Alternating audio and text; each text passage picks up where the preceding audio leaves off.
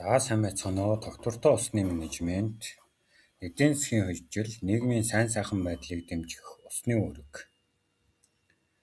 Усны стратегийн ач холбогдол. Ус бол хүний амьдралын үндэс төдийгүй эдийн засгийн өсөлт, нийгмийн тогтвортой байдал, хөгжлийн суурь нөөцөн. Ус хөгээр үйлдвэрлэл, хүнсний аюулгүй байдал, эрүүл мэнд зэрэг аль ч салбар хэвийн ажиллах боломжгүй байдаг. Бүтээмж ба өсөлт.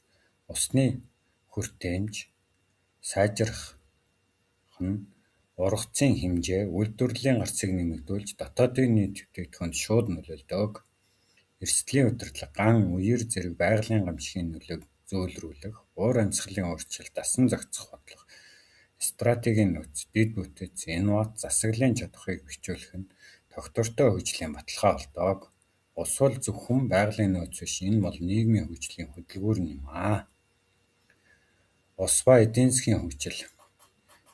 Ус бол бүх салбарын хөдөлгүүр, аж үйлдвэр, хөдөө аж ахуй, эрчим хүч, аялал жуулчлал гээд энэ дөрвөн том салбаруудыг хамарсан байдаг.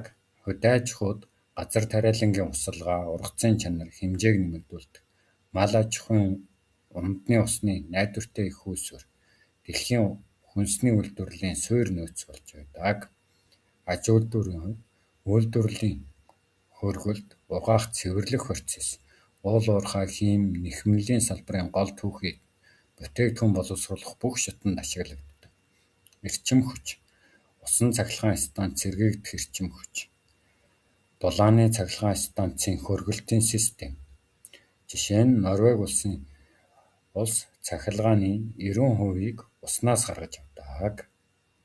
Аялал жуулчлалын салбарт нуур, далай, гол мөрөнд түшиглсэн амралт, аршаан сувилал, эрүүл мэндийн аялал, орон нутгийн иргэдэд ажлын байрал, орлогыг нэмэгдүүлж байдаг.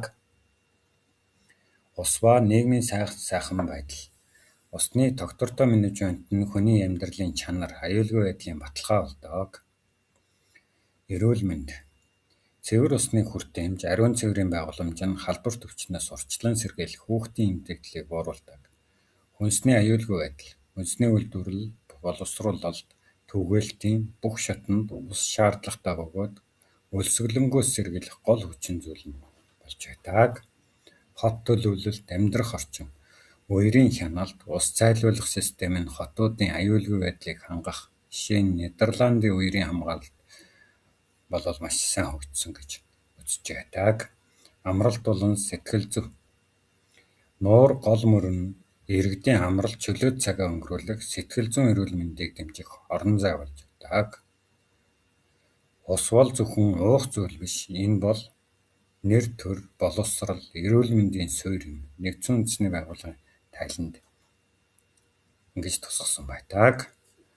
Ус, эрчим хүч, хүнсний холбоо эдгээрийн интеграцчлалыг тэнцвэрийг та бүхэнд харуулах гэж байна. Харилцан хамаарал. Ус ба эрчим хүч. Усыг олборлох, цэвэршүүлэх, түгээхэд эрчим хүч шаардлагатай.